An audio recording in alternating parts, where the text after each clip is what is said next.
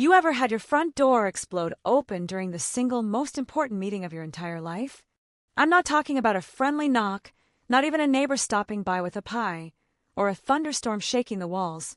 I mean my door literally blasted open, and in storms Karen herself.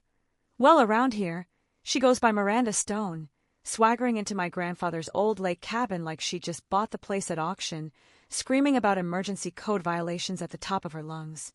I wish I could bottle the look on her face when she realized who was sitting across from me. Worth every minute of the hell she'd put me through these last few months. I swear, almost made it all worth it. But let me back up a second, because this story, it gets wilder than anything you'd see on Netflix. And if I'm lying, I'm dying. Before I get too deep into this mess, go on, drop your city in the comments. I need to know I'm not the only one on earth dealing with people like Miranda. And look, if you're picturing some movie hero with a square jaw and a secret past, you got the wrong guy. I'm just a regular fella, one who spent too many sleepless nights overseas, jumping at every car backfire, every slammed door, every loud noise. PTSD doesn't give a rip about your zip code. About 8 months before all this, my wife decided she just couldn't handle living with a man who flinched every time a truck rattled down Main Street or nearly lost it picking out cereal at Walmart. I don't blame her. Living with PTSD is like having an alarm system in your skull with a busted-off switch. It just screams whenever it wants, and you're the only one who hears it. It cost me our house, most of what I'd put away, and worst of all, damn near all my weekends with my girl Emma. She's 12, old enough to see something's wrong, too young to get why dad can't just be normal like her friends' dads. She'd ask me, "Why do you look so tired all the time? Why are you always so sad?" How do you explain to your own kid that sometimes your mind turns your home into a battlefield? All I had left after the divorce was my grandfather's cabin on Lake Michigan, the one place on this planet where I could take a deep breath. And let's be clear, this wasn't some lakeside resort. No, sir, this was a 60-year-old, slightly leaning, cedar-beamed box of memories creaking in the wind, with a fireplace that actually worked and a dock where my family learned to fish, 3 generations strong. That little place was my home base, where I hoped, maybe, Emma and I could start healing, together. That dream lasted all of 3 weeks before Miranda Stone dropped into my life like a tornado through a cornfield. First time I met her was 7 a.m., gray, soggy Tuesday. I'm still half asleep, coffee barely touching my soul, when someone pounds on the door like they're serving a warrant. My heart jumps so hard, I swear it skips a beat. By the time I swing the door open, I'm back in threat assessment mode. Old habits from patrol don't die easy. And there she is, late 50s, dressed like she's about to cross-examine God himself, clutching a clipboard like a sidearm. "Mr. Clark," she says, no smile, no warmth, just all business. "I'm Miranda Stone, president of the Lakeshore Community Association. We need to discuss some serious violations on your property." Right off the bat, something fell off. Normal neighbors, even regular HOA folks, they at least look a little sorry to be the bearer of bad news. Not Miranda. She looked excited. But what really chilled me wasn't her attitude. It was how much she already knew about me. She knew I was a veteran with PTSD. Knew about my divorce, my custody arrangement, even my financial mess. Stuff she had no business knowing. Turns out, she used to be an insurance adjuster before her license got yanked for fraud. Messy divorce of her own. Left her bitter, and she'd figured out how to master the system that ruined her. Now she used it to ruin other folks.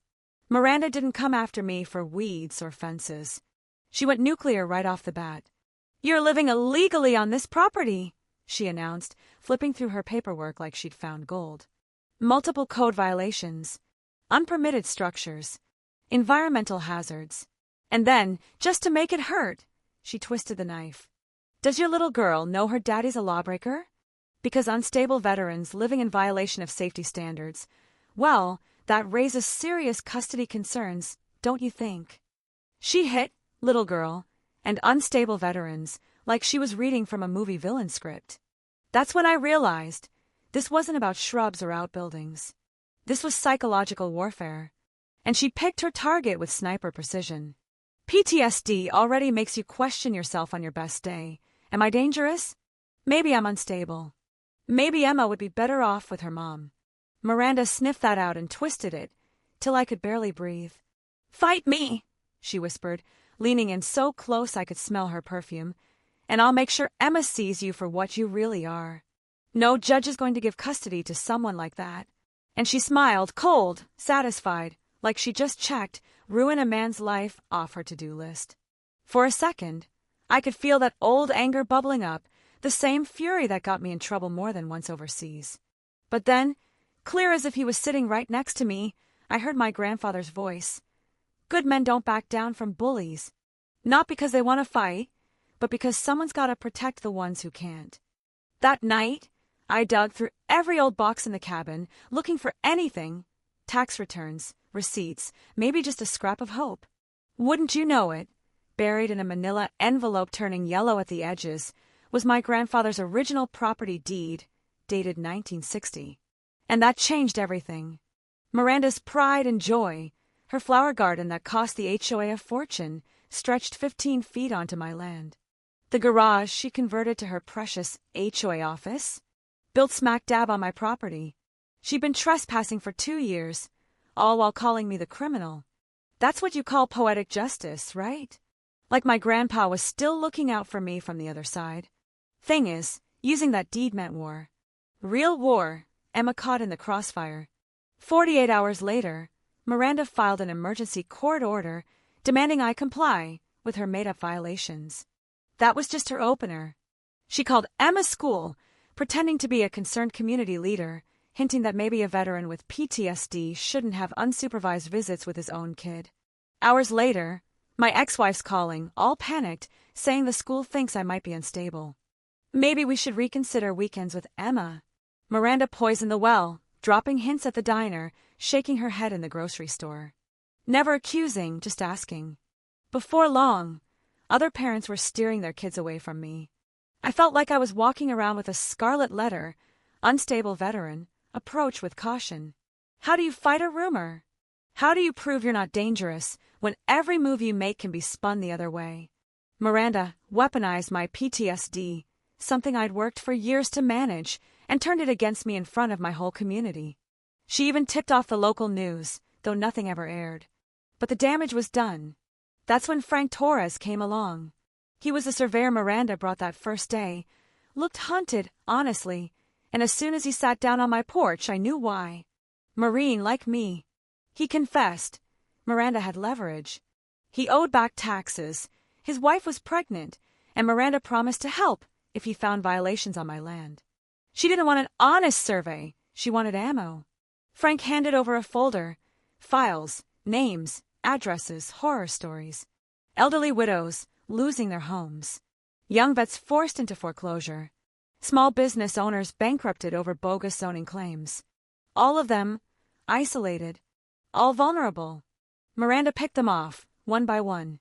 Turns out her ex-husband was chief of staff for the county commissioner, gave her inside info about investigations, made her paperwork go through quick, and slowed everybody else down. But Frank wasn't the only one with a conscience. He'd been talking to other contractors Miranda bullied, and together we started building a case, logs, audio hidden cameras, old school evidence. And then came the twist. Emma herself recorded Miranda out behind the school, plotting on the phone. My daughter was supposed to be working on a career day project, but what she caught instead was Miranda hissing. The daughter's the weak point. Make the father look unstable, and the custody issue handles itself. Isolated veterans are easy, they just give up. When Emma played that recording for me, my heart dropped. Then I felt the strange sense of calm. Because that tape, that was the nail in Miranda's coffin. That's when Jane Walsh came in, property lawyer from Grand Rapids. She'd lost her own family farm to HOA fraud. So for her, this was personal. Nathan, the state attorney general's office, is looking for a case just like yours, she told me. But you gotta be careful. Miranda will use your military background to paint you as dangerous to your daughter. We went through every document, every inch of that property. The original survey proved it. Miranda's whole operation was squatting on my land. But the real magic bullet, Emma's recording, it turned a civil dispute into a federal case, Miranda plotting to use my kid against me, interfering with custody, causing emotional harm to a minor. Whole new world of legal hurt for her. Timing was perfect. Attorney General Helen Stone herself agreed to meet with us at my cabin, wanted to see firsthand how these scams worked. We kept the meeting under wraps, just me, Jane, Frank, and Helen Stone. But Miranda, with all her county connections, caught wind something big was coming. 2 days before the meeting, Frank called, whispering, "Miranda knows." She's panicking, calling everybody, threatening to move operations to another county. Instead of hiding, she went on the offensive, planned an emergency safety inspection for the same hour as our meeting, probably thinking she could scare my lawyer and any officials I'd managed to call. Day of the meeting, the cabin felt like mission control. Jane and I spread out every deed, every survey, every audio file. At 2 o'clock sharp, Attorney General Stone arrived, cool, collected, ready to make history. And right on cue, Miranda's white Highlander skids into the drive like a bad guy in a TV show. She doesn't even bother knocking, just kicks the door in, dragging 2 contractors behind her, launching into a speech about community danger and code violations. She had no clue who she was performing for. Attorney General Stone lets her rant for a full minute, then cuts her off. MS. Stone, you are the subject of an active investigation into systematic HOA fraud. And you just committed criminal trespass and obstruction of justice. You could hear a pin drop. Miranda goes from beet red to sheet white, her clipboard hitting the floor, her goons backing away like they'd seen a ghost. Frank steps in, timing just perfect, phone in hand. MS. Stone, he says, calm as a lake at sunrise. I already told them everything. The fake surveys, the coached witnesses, the embezzled funds. I've got your voice recordings. He presses play, Miranda's own voice. I don't care if it's legal, as long as it works in court. That's it. Attorney General Stone reads Miranda her rights, federal charges piling up. Racketeering, fraud, embezzlement, child endangerment, conspiracy, obstruction. Miranda starts dialing her ex, screaming about harassment, convinced her connections can bail her out. Stone just waits, watching, patient as a saint.